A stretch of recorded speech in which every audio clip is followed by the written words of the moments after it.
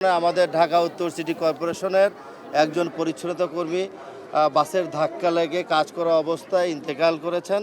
আল্লাহ রাব্বুল আলামিনের কাছে আমরা দোয়া করি এবং তার পরিবারের প্রতি আমরা সমবেদনা জ্ঞাপন করি। এটা শোনার সাথে সাথেই আমাদের মাননীয় প্রধানমন্ত্রীর নির্দেশে আমাদের প্রতিমন্ত্রী মহোদয় মীর শাহ আলম এবং গৃহায়ণ প্রতিমন্ত্রী এখানে উপস্থিত আছেন, ডগ ইয়ার্ডের প্রতিনিধিরা আছেন। আমরা সকলের কাছে একটা আহ্বান করব, পরিচ্ছন্নতা কর্মীরা নগর সেবার জন্য তারা গভীর রাত থেকে কাজ করার সময় যাতে করে তারা সাবধানে এবং তাদের নিজের শরীরকে রক্ষা করে নগর সেবায় সকলে নিয়োজিত থাকে।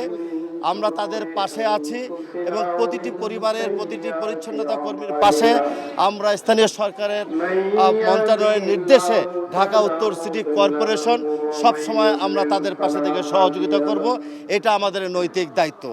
তবে একটা জিনিস, যারা বেপরোয়াভাবে রাস্তাঘাটে যানজট এবং যেই সমস্ত ড্রাইভাররা যারা রাস্তা গাড়ি পরিচালনা করে তাদেরকেও সতর্কতা অবলম্বন করে রাস্তায় নেমে তাদেরকে গাড়ি পরিচালনা করার জন্য আমি দৃঢ়ভাবে আহ্বান জানাচ্ছি।